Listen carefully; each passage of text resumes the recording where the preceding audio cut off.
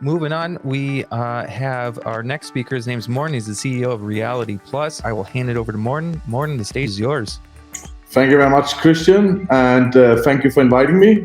And also thank you to Luca and thank you to Sarah just for these very insightful presentations.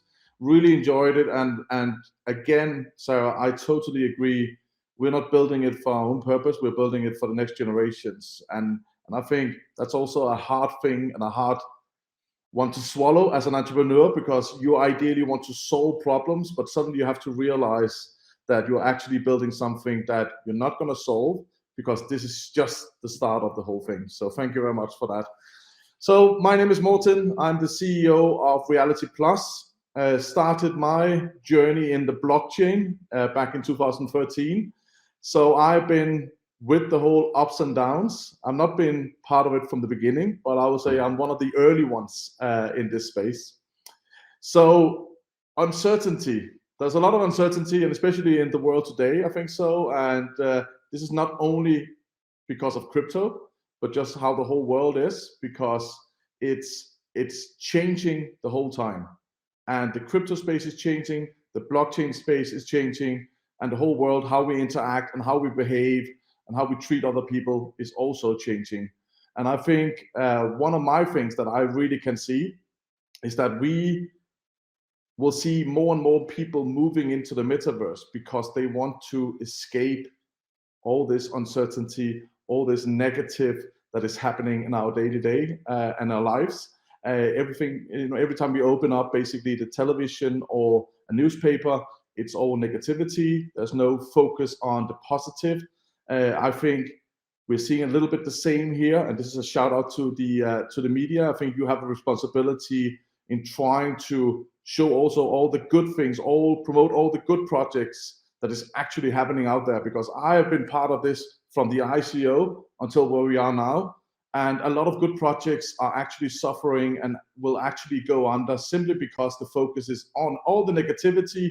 So brands will be very much nervous about moving into the space because all they see is scamming. They see that people, this is being used for all the wrong purposes instead of focusing on all the good. So I just wanted to just like raise a little bit of my finger here just to say that you have a responsibility actually trying to promote us and the good projects that are actually doing something for the greater good. So going back to what I do, we started in 2017, started out as a gaming studio. I'm a gamer myself. My co-founder and partner is also coming from the gaming industry. And one of the things where I realized, and I actually found this out in the ICO for Ethereum when I read the white paper, was that I actually assumed I owned my assets that I was buying in the games. And suddenly I was realizing I actually don't. This is totally misunderstood. And if they switch on the servers, then I will lose everything I own. So for me, that was a game changer. And also where I actually believe that, and starting up the business, because I believe that true ownership, it's your property, you're paying for it, you should own it, and you can choose exactly where to take it out. You can sell your account, you can do whatever you want to. It's your property. But how do you then basically try to attack the market, and how do you come into this? So I started with our own IP, doing that and working around how could I basically take a new technology, and this was actually two new technologies because the augmented reality was what I started with, and then integrating blockchain into it. And we were the first company that actually successfully integrated NFTs, before it was called NFTs, into augmented reality as an ERC20 asset, being issued as an app on App Store, and being able to take your products in and out of a game and actually sell it on a third-party marketplace without actually having to pay Apple 30%. We still worked around a model so Apple could still get revenue, but actually we were allowed to do this way back then, maybe because they had no idea what the blockchain technology was, which was lucky for us. But it was a really good showcase for us to see that how will the future generations interact with new technology. And we suddenly could see that, okay, this is really, really cool. We are now able to basically reward them with an asset outside of the platform, and they need to interact with it in order to get access to the game. So this is again what I call token gating, meaning that you have a token, and this token will give you access to certain kind of utility or functions within a game or a website. So that was kind of like our first initial thinking about, okay, gaming is still the driver for mass adoption. And how could we then take the next step? So after we successfully launched Reality Clash, which was the first worldwide first-person shooter game using AR and blockchain technology, then we approached the BBC. So BBC Studios is the biggest broadcasting company in the UK and one of the most famous one in the whole world. And we were trying to say to them, see, this technology is actually where you can take your IP and now you can build a connection to the new generation through gaming. Because again, the ownership should be the players. We need to have a solid concept that is not a pay to win. But now you can actually own the assets that you buy, equal for everybody. And again, with the blockchain technology, we were able to create a concept where 5 years down the road, you can still come in and actually buy one of the original cards for still a very low amount, like 50 cents or $5 for a whole pack, because we were able to create a concept around that, which appealed very much to BBC because they are inclusive. It needs to be for everybody, instead of just having what we quickly saw in some of the other games, that it would cost you so much money in order to be actually be able to earn money, I would say, inside the game. So that was our first kind of like major IP that we approached, and we successfully have now worked with them for 2.5 years. We have just launched our Doctor Who game, which is free for everybody to go in and play with. We're gonna basically give you NFTs, or not NFTs to start with, but you can turn them into NFTs the more that you play. So suddenly you will unlock them into becoming mintable in that sense. So if again, we want to reward you if you're playing and using our products. You're helping us, so of course you should be rewarded. That's our whole philosophy, and that's why I love the blockchain part of it.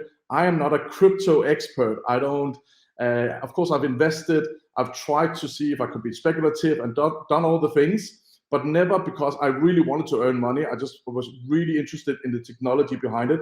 And I'm still not an expert in crypto, but I'm really, really good in blockchain and where NFTs are going. And that is kind of like, I just want to separate these two things. So the uncertainty of crypto, I will leave to somebody else. And I think we've heard a lot of good opinions so far. But going back to where we are, so suddenly we were having BBC Studios on board as a major AAA brand.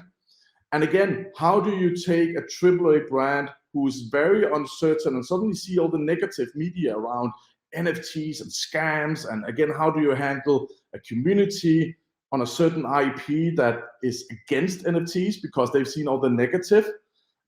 So basically, it's also educating who you're engaging with. So companies, it doesn't need to be AAA, but everybody that you engage with from a company perspective, you need to help them understanding that this is a new way called democracy, basically, right? Because the user owns the data, and if they want to interact with your brand, you need to give them a purpose. Instead of it's Google and Apple and Facebook owning your data, then it's the users.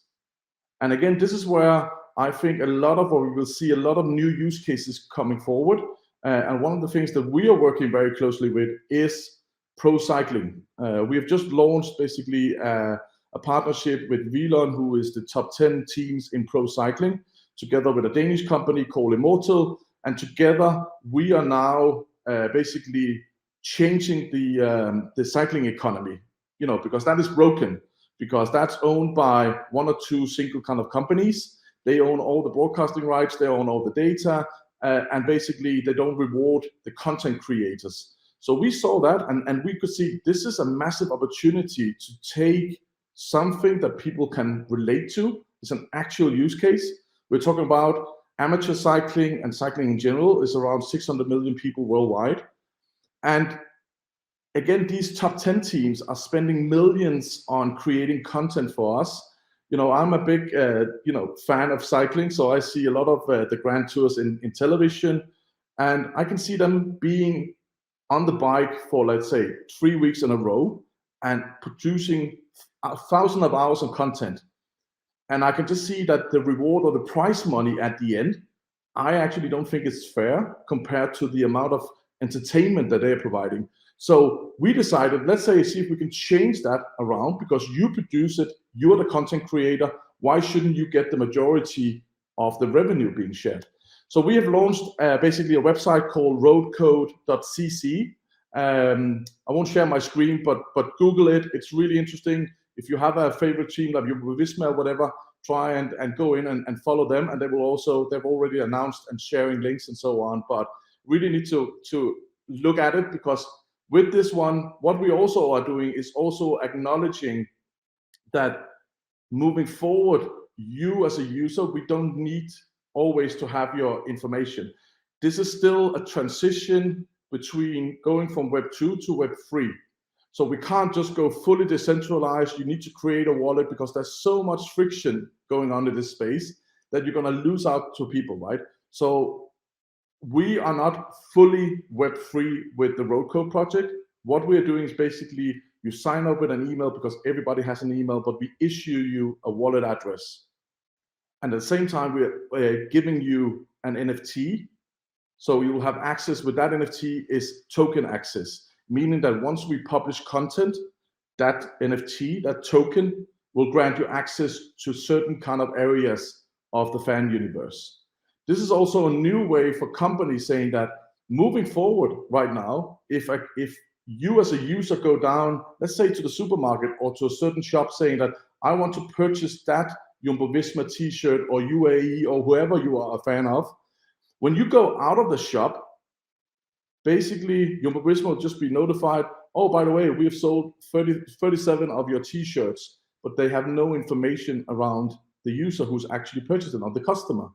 So what we can see right now is what we are very much into, and how we're working with our clients, is to create digital twins. So basically the whole phygital terminology. So digital twins, if you go down and buy a physical version, on the receipt, you're going to have a code where you can go in and claim the digital version also.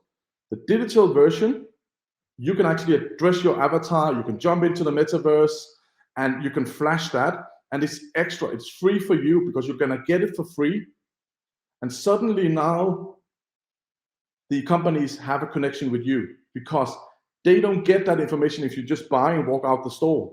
Now they have a connection, so they can interact with you without having to go via Google or payment providers or whatever they have to do. They can say, we can see, we don't care about it's Morten, we don't care about it's Christian or whoever is owning the NFT or token, but we can now see you've interacted with our brand. We can now invite you via the NFT, the digital twin. We can invite you into fashion shows, streaming, entertainment, and suddenly this is where you can build up your community in a whole new way. And I think one of the things that we really will see, especially with pro cycling to start with, and of course in gaming in general, is to start and see this new community building is going to happen via a free mint drop, where we don't care about what your name is, your gender, religion, whatever. It really doesn't matter. What we are very, very interested in is that you have engaged with our brand. And that is going to be expanded in, can't even believe how much it's going to be expanded. But just to again touch base on the next kind of version of where we see NFTs and also these tokens, is like with the VLON and the Roadcode project. Once you've got this now, we can give you access to content that only you can get access to via our platform, because now the content creators are showcasing basically interviews. You can get basically access to mechanics. You can get access maybe to the riders themselves. You can get access to the whole team, inside cameras, inside the buses, whatever they agree to give access to. And you then reward basically the content creators, because they entertain you. They give you something that you normally wouldn't be able to see in a television. And this is the kind of content where I think it will move and shift a lot, where suddenly the televisions needs to interact and basically discuss with the teams and say that how we're going to reward you instead via a third party. That's going to be a massive change. And I think this project is going to be one of the most interesting ones in terms of Web3 creator economy. And just to give you a little bit extra on top of that before I will hand it over, we now are taking the next token, basically the community, to the next level. So with this token, you can now buy also the NFTs of the riders. But instead of just having the parameters of the rider, the name and so on, you will now have his real biometric data that we have got through basically under the saddle. There's a black box that's collecting like watts, speed and so on. With that one, and together with VLAN, it's now a new ranking system, and we can now see with the biometric data, which is live and real time.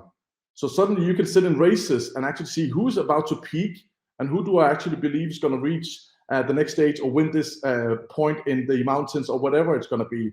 So suddenly it's a whole new way how to use data.